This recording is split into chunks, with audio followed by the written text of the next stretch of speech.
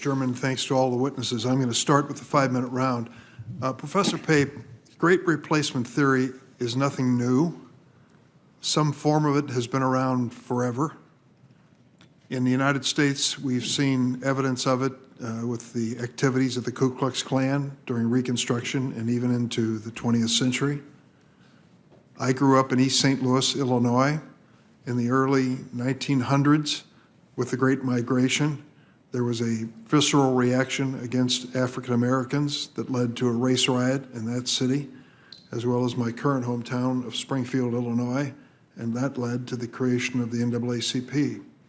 So we've seen this many times over. The only question that comes to my mind is this a different time? Do you find in your research that the social media approach to information in America is exacerbating this situation?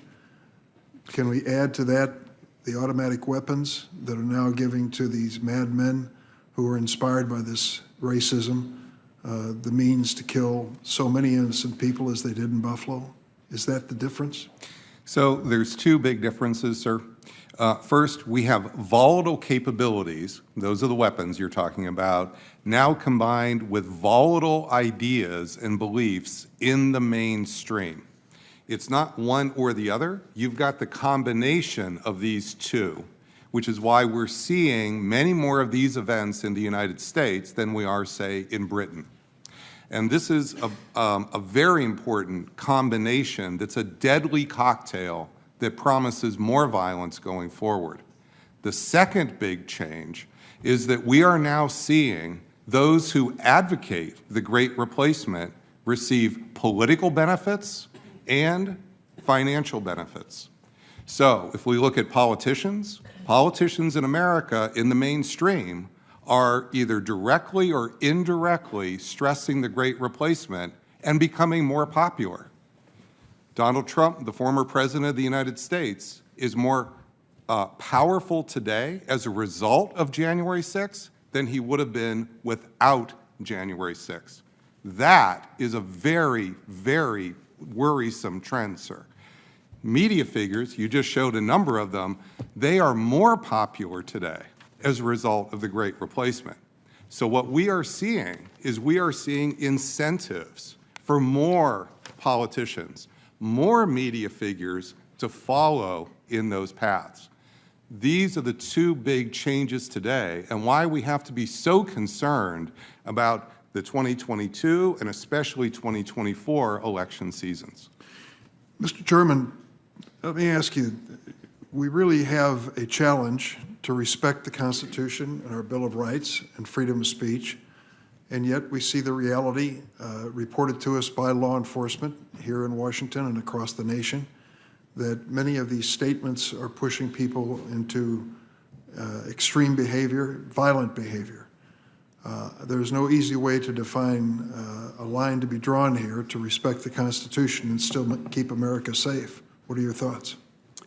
I think that the concept of terrorism radicalization that the FBI and Justice Department have embraced isn't established in evidentiary studies. My own experience working undercover, there were people who were ardent neo-Nazis, had memorized parts of Hitler's speeches, were very influenced by the ideology, and others who just liked to make bombs. And this was a group that appreciated their bomb-making skills. So understanding how the violent element operates and how it networks is much more important than understanding the ideology, because there are lots of people who adopt this ideology who are actually against violence. I had people who were ardent Nazis find out who I was hanging out with in the movement and put their arm around me and say, son, you're hanging out with the wrong people.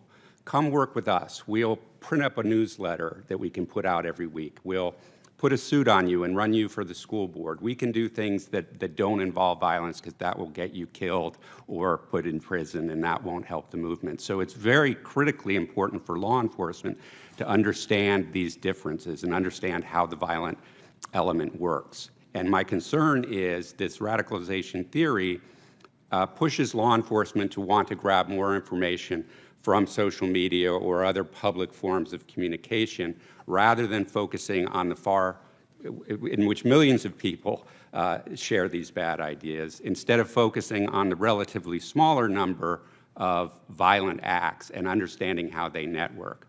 You know, one of the things that the brilliant case agent who worked my first case with me was able to do in Los Angeles was map all the violent criminal acts that were occurring by white supremacists and show how there was some connection between lots of them, and that's what justified the investigation to start doing that investigation.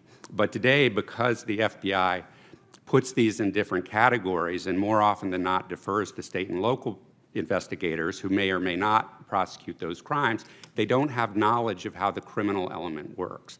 And unfortunately, they don't seem to want it. There have been plenty of opportunities for them to actually collect this data about the violent crimes to understand it better, but they choose not to. And I think that's part of the problem.